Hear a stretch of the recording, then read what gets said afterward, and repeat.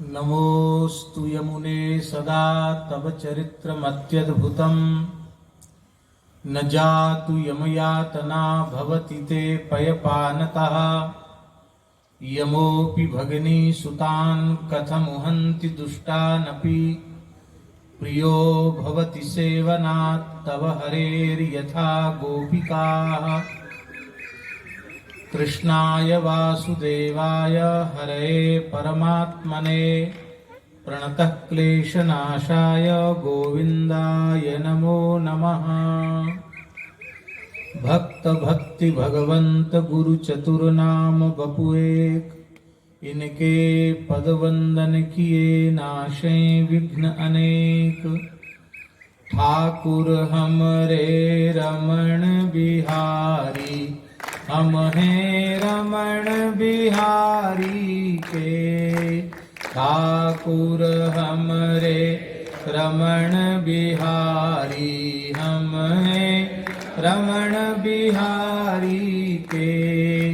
ठाकुर हमरी यमुना मैया, हम हैं यमुना मैया के।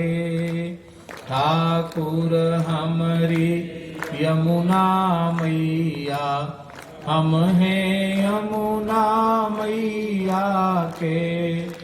साधु सेवा धर्म हमारा, काम न दुनियादारी से। साधु सेवा धर्म हमारा, काम न दुनियादारी से। कोई भला कहे चाहे बुरा कहे, हम हो चुके रमण बिहारी के। भला कहे चाहे बुरा कहे, हम हो चुके रमण बिहारी। हम हो चुके अवध बिहारी के। हम हो चुके अवध बिहारी। हम हो चुके यमुना मैया के। हम हो चुके यमुना मैया। हम हो चुके सद्गुरु प्यारे के। हो चुके सद्गुरु प्यारे के। श्री रमण बिहारी लाल की जय। श्री यमुना महारानी की जय। श्री परम पूज्य श्री महाराज जी की जय। सब संतन की जय। सब विप्रन की जय। समस्त ब्रजवासीन की जय। श्री यमुना आरती महामहोत्सव की जय जय श्री राधे। हरिशरणम श्री रमण बिहारिणी बिहारी जी की अत्यंत प्राण वल्लभा श्री यमुना जी के युगल पादार विंद में साष्टांग प्रणति पुरस्सर श्री महाराज जी के युगल चरणों में सादर दंडवत प्रणाम निवेदन करते हैं एवं सभी पूज्य संतों को, सभी ब्राह्मणों को यथा योग्य दंडवत प्रणाम निवेदन करते हुए सादर सप्रेम जय श्री कृष्ण निवेदन करते हैं। हम लोग अत्यंत सौभाग्यशाली हैं कि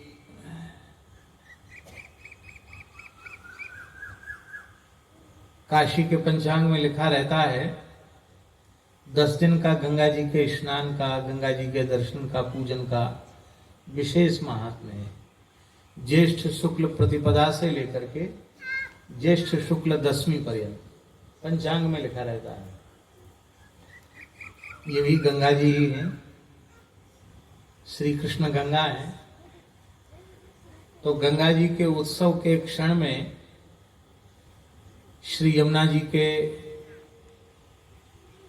सानिध्य में बैठ करके श्री यमुना जी के अर्चन पूजन आरती का दर्शन का सौभाग्य हमें मिला और वही सद्गुरु स्वरूप पूज्य महाराज जी की मंगलमयी सन्निधि में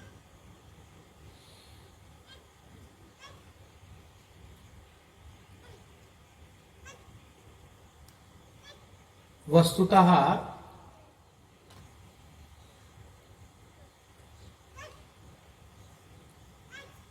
यमुना जी के रूप में, जल के रूप में कोई दूसरा नहीं है। साक्षात रस विग्रह, रस स्वरूप श्री कृष्ण ही यमुना जी के जल के रूप में विद्यमान है। इसलिए यमुना जी में और श्री कृष्ण में अभेद है।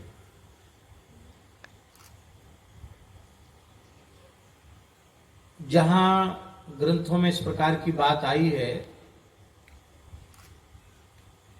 वहां उसका आशय तीर्थ की महिमा को, जल की महिमा को खर्व करने में नहीं है, अपितु विधेय वस्तु की प्रशंसा में उसका तात्पर्य है।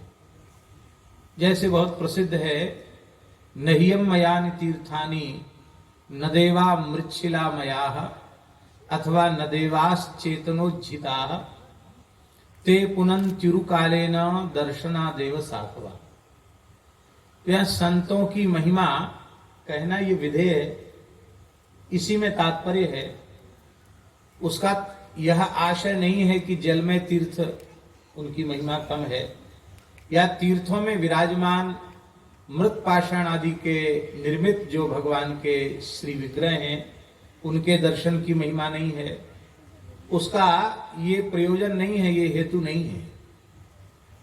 ये बात भी जो कही गई है उसके पीछे दास को ऐसा लगता है कि हम लोगों के अंतःकरण मलिन होने के कारण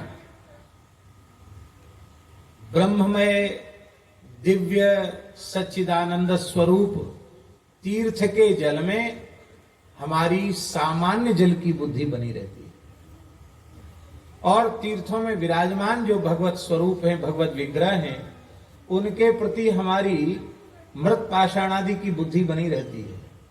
इस बुद्धि के कारण ते उरुकालेन पुनन्ति, उनके सेवन से दीर्घकाल में पवित्रता होती है, किंतु संत तो चलते फिरते भगवान के विग्रह हैं, उनके दर्शन से जीव सद्य पवित्र हो जाता। नहीं निंदा न्याय जी, प्रवर्त अभितु विधेयम स्तोत्रम जी जी जी जी, विधेय की स्तुति में ही तात्पर्य है। श्री यमुना जी के दो स्वरूप हैं। एक उनका अत्यंत माधुर्यमय स्वरूप है। ब्रज में जो श्री यमुना जी का स्वरूप है, यद्यपि भगवान के ये जो दो विशिष्ट गुण हैं, ऐश्वर्य और माधुर्य, ये कभी भगवान का त्याग नहीं कर सकते। वे सदा सर्वदा भगवान में प्रतिष्ठित रहते हैं, पर भगवान का माधुरी गुण निरतिशय रूप में ब्रज लीला में प्रकाशित होता है, और इतना अधिक प्रकाशित होता है कि ऐश्वर्य गुण के बारंबार प्रकाश में आने के बाद भी माधुर्य उस ऐश्वर्य को ढक लेता है। और भगवान की मथुरा लीला और द्वारका लीला में भी माधुर्य है, पर वहां ऐश्वर्य गुण की इतनी प्रधानता है कि ऐश्वर्य गुण माधुर्य गुण को ढक लेता है। इसलिए मथुरा लीला, द्वारका लीला ऐश्वर्य प्रधान कही जाती है, ब्रज लीला माधुर्य प्रधान कही जाती है। और श्री यमुना जी की विशेष महिमा यह है कि यमुना जी दोनों स्वरूपों में अवस्थित है। ब्रज में उनका मधुरतम स्वरूप है, और द्वारिका में वे नमत कृष्ण तुर्य प्रियाम, द्वारकाधीश श्री कृष्ण की चतुर्थ पट्टरानी है। तो परम ऐश्वर्यमय स्वरूप है द्वारिका में भगवती श्री यमुना जी का, और परम माधुर्यमय स्वरूप है ब्रज में श्री यमुना जी का। तो माधुर्यमय स्वरूप यमुना जी का ब्रज में क्या है? यमुना जी स्वयं अपने श्रीमुख से अपने स्वरूप का निर्वचन कर रही है। द्वारकाधीश की रानियां वज्रनाभ जी के साथ ब्रज में आ गई, और भगवान के वियोग में अत्यंत दुखी रहती थी। एक दिन श्री यमुना जी का दर्शन उन्होंने किया, उन्हें बड़ा आश्चर्य हुआ। यमुना जी बहुत प्रसन्न है, श्री कृष्ण का वियोग उन्हें व्याप्त नहीं हो रहा है। उन्हें बहुत आश्चर्य हुआ और उन्होंने प्रश्न किया, यथा वयम कृष्ण पत्न्यः तथा त्वमपि शोभने वयम विरह दुखार्ताः त्वन्न कालिंदी तद्वद। जैसे हम श्री कृष्ण की पत्नियां हैं, ऐसी आप भी श्री कृष्ण की चतुर्थ पट रानी हो। फिर हम विरह से व्यथित हो रही हैं और आपके स्वरूप दर्शन में कहीं कोई विरह का चिन्ह नहीं दिखाई पड़ता है, आपको कृष्ण वियोग व्याप्त नहीं हो रहा है, इसका कारण क्या है? तो श्री यमुना जी अपने रसमय स्वरूप का निरूपण कर रही हैं। वे कह रही हैं, आत्मा रामस्य कृष्णस्य ध्रुवमात्मास्ति राधिका तस्याह दास्य प्रभावेण विरहोस्मान्न संस्पृशेत। अब जहां ऐश्वर्य को किनारे करके इतना माधुर्य प्रकट कर दिया गया है कि वे श्री रमण बिहारिणी की दासी बनकर के विराजमान हैं, यही है उनका रसमय स्वरूप। आत्मा राम जो श्री रमण बिहारी हैं, वो आत्मा राम है। आत्मा राम क्यों है? क्योंकि आत्मा तु राधिका तस्य तयैव रमणा दसौ आत्मा रामतया प्रोक्तम मुनिभिः गूढ़ वेदिभिः। स्कंद पुराण का श्लोक है। तो गूढ़ वेदिभिः मुनिभिः, जो रहस्य को जानने वाले महात्मा हैं, वे इसको अच्छी प्रकार से जानते हैं कि आत्माराम श्री कृष्ण की आत्मा श्री राधा रानी है। राधा रानी के साथ उनका निरंतर रमण होता है, इसलिए वे आत्माराम हैं, रमण बिहारी हैं। उन आत्माराम श्री कृष्ण की आत्मा जो श्री राधा रानी है, मैं उनकी किंकरी हो चुकी हूं, मैं उनकी दासी हो गई हूं, इसलिए विरहोस्मान्न संस्पर्शेत, हमें विरह का स्पर्श नहीं है। यहां विरहोस्मान्न संस्पर्शेत, अस्मान है, हाँ, बहुवचन का प्रयोग इसलिए किया, हमारे काशी वाले स्वामी जी विराजमान हैं, इसलिए बहुवचन का प्रयोग किया कि जैसे मैं अपने ऐश्वर्य गुण को तिरोहित करके श्री राधा रानी की किंकरी बन गई हूं, इस प्रकार के भाव को अंगीकार करने वाली जितनी भी हैं, उन्हें श्री कृष्ण विरह का स्पर्श नहीं हो। इसलिए असमान, ये बहुवचन का प्रयोग उन्होंने किया। और यमुना जी की प्रेरणा से ही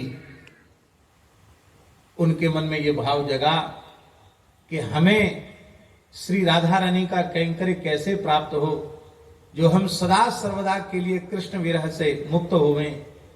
तो उन्होंने कहा, किसी प्रेमी अनुरागी रसिक भक्त के वाण संत के मुख से भगवत चरित्रों का श्रवण करें।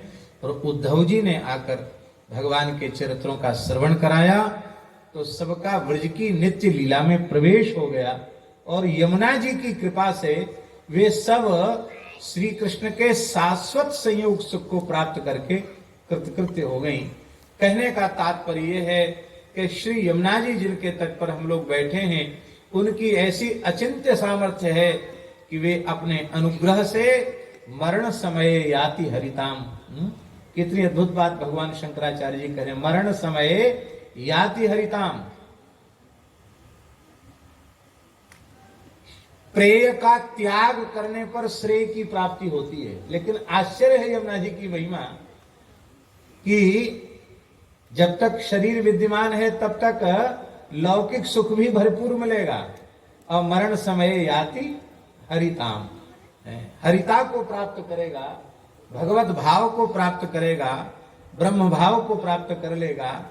ऐसी श्री यमुना जी के तट पर बैठकर हम लोगों को महाराज जी की सन्निधि में श्री गंगा स्नान के इस दिव्य अनुष्ठान के अवसर पर द्वितीया, और द्वितीया भी धन्य हुई कि चंद्रमा का दर्शन अब तक हो रहा है। भगवान चंद्रमा का दर्शन, ये केवल चंद्रमा का ही दर्शन ही नहीं है, ये साक्षात भगवान शशांक शेखर भगवान शिव का दर्शन हो रहा है।